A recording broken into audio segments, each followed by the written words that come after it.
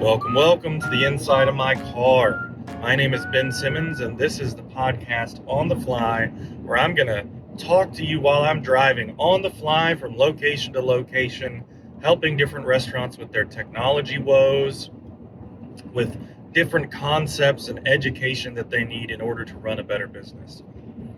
I am going to tackle different topics.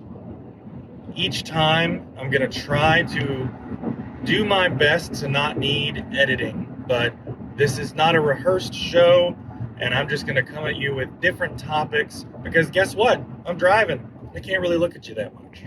So here it goes. Today, we're going to talk about the concept of sales per labor hour. So this is particularly useful in quick service establishments, but it's useful in all kinds of restaurants.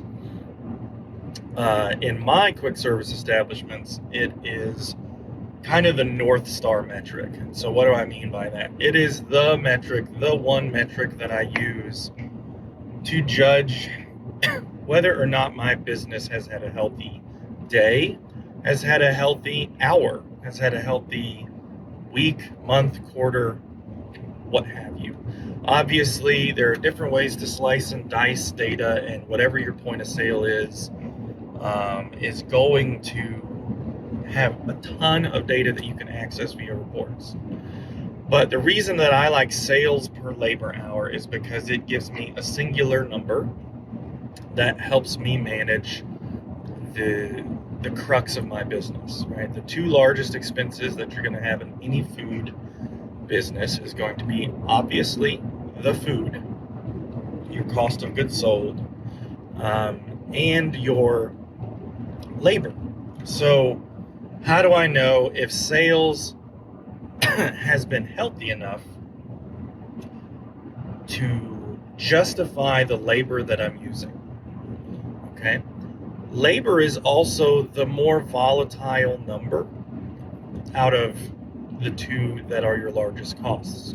So food costs, ideally, if you set the prices on your menu appropriately, and if you don't have other problems like theft or portioning, controlling problems, etc., food costs should be within a normal range, a standard deviation or so away from kind of an average. So in one of my quick service establishments, I know that the average food cost is 31.2%. And I know that because I know what my product mix is, and I can also just do plain division. So sales per labor hour tells me, how are my managers doing? How am I doing if I'm the manager in terms of managing my schedule, managing my costs, etc. So what I like to target in my stores, and it will depend a little bit on your concept, but what I like to target in my stores is a $50 sales per labor hour. So what that means is if I have 5 people on staff and they each work an hour, then I have 5 labor hours. So I would need to make 5 times 50 in order to hit my target, which is $250 in sales during that hour. Now, I do not expect to do that every hour. There's going to be peaks and valleys, but that should inform how I cut, how I send people home, etc., and how I schedule. And to most people that have been in the restaurant industry a while, that just comes second nature. They have seen it done. They understand when to cut, especially in more of a full service environment with servers or a hybrid kind of full service environment.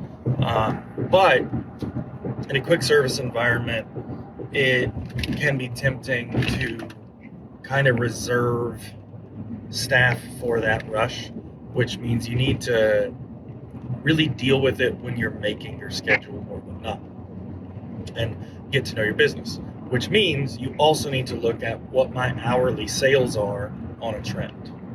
So if I know that I'm a coffee shop and between the hours of 6 a.m. to 9 a.m. are my busiest hours, then I should schedule appropriately so that I can hit whatever my target sales per labor hour is.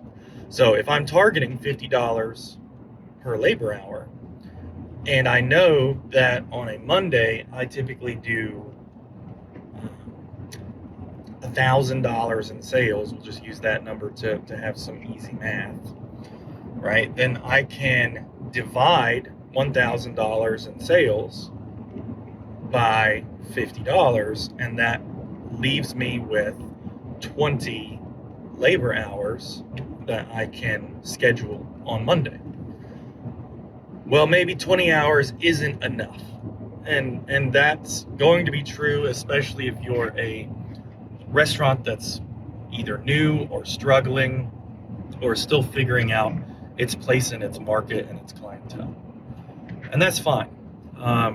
You're not going to save your way into profitability. You can do that.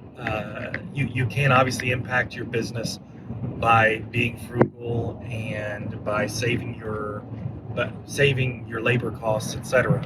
But if the problem is ultimately that my business on a Monday takes 30 labor hours to function at its bare minimum ability for that concept to serve its customers, then you must improve sales.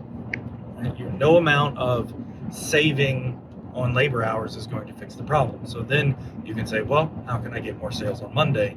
And then you can go into your marketing strategy. Not all of this is really necessarily a novel concept, but most people don't sit down with a target in mind.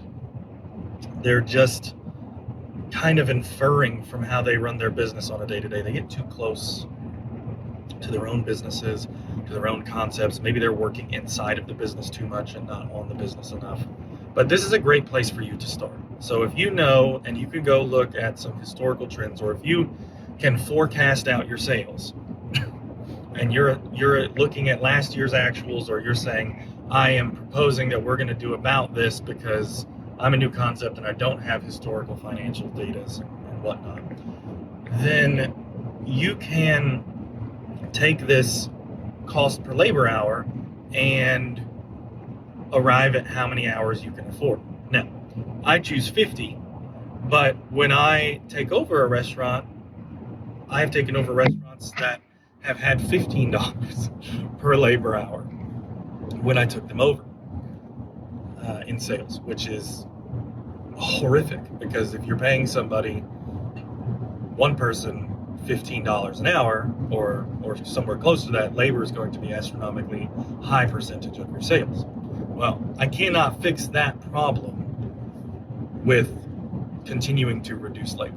I must impact its sales. So that's the lesson for today. I hope that it was helpful to you. I hope that you enjoyed it. Please reach out on social, start a conversation with me if you have questions. I'd be happy to help anybody along their journey thinking through their specific concept and what data that they should track on a regular basis. That is really the key, is picking some things and tracking it on a regular basis. But just remember, what you measure gets focused on. So if you are letting your employees know that you're measuring this thing, this particular number, then they're going to start to pay more attention to that and start to care more about it if they're an engaged employee. All right. Well, that's it for this edition of On the Fly. We will catch you on the flip side. Bye-bye.